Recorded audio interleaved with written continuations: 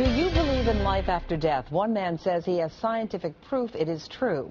Dr. Jeffrey Longg, a radiation oncologist from Louisiana, has written a book with his findings. He calls it Evidence of the Afterlife. Mary Jo Rapini says that she had a near-death experience that profoundly changed her life, and her story is featured in the doctor's book. Good morning to you both.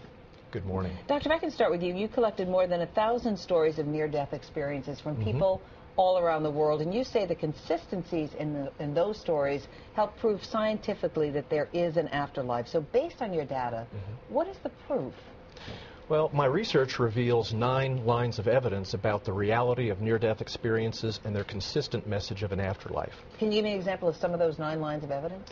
Well, one good line of evidence is that those that are blind, including blind from birth, can have visual near-death experiences, not as fragments, but as fully visual impressions during their near-death experiences, just like visual impressions during other near-death experiences. And no matter what the age of the person, it doesn't matter, the experience is the same, essentially? My research involved a study of young children age 5 and under, and I found the content of their near-death experiences absolutely identical to older children and adults, suggesting that whether you know about near-death experiences, what your cultural upbringing is, what your awareness of death is, doesn't seem to have any effect on the content of the near-death experience. Well, Mary Jo, you claim that you had a near-death experience. Yes. You suffered an aneurysm at a gym. When was this?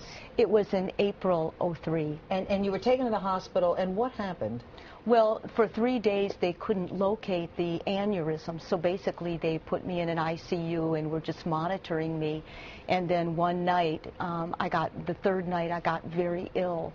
And I remember they were all of a sudden rushing around me and inserting things into me and monitors. And they called my husband, and he was there, and I looked up and I saw this light. It wasn't a normal light, it was different, it was luminescent, and it grew. I kept looking at it like, what is that? And then it grew large and I went into it. And I went through this tunnel and I came into this room that was just beautiful. And God held me. He called me by name. And he told me, he said, Mary Jo, you can't stay. And I understand you wanted to stay. I wanted to stay. I protested. I said, I can't stay. Why not? And I started talking about all the reasons. I was a good wife. I was a good mother. I did 24-hour care with cancer patients.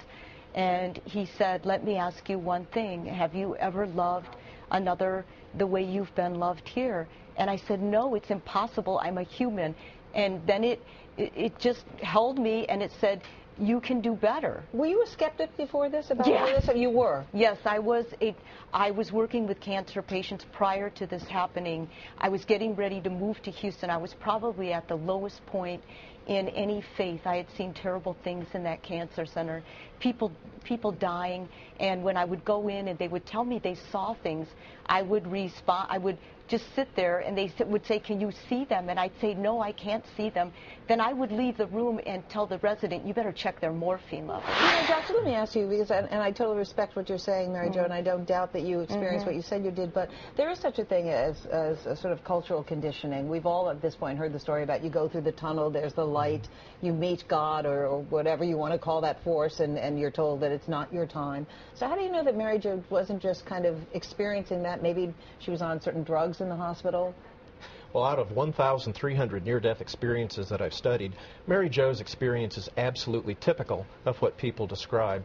I think if near-death experiences were culturally determined, then people that had never heard of near-death experiences would have a different experience. But we're not finding that. Whether you know or don't know about near-death experience, the time it happens has no effect on whether the experience happens or not, or what the content is. All right, Doctor, I appreciate it very much, Mary Jo, as well, for your time. Pretty controversial book. It's going to get a lot of people talking. And the book, again, is called The Evidence of the Afterlife, Dr. Jeffrey Longg and Mary Jo Rapini.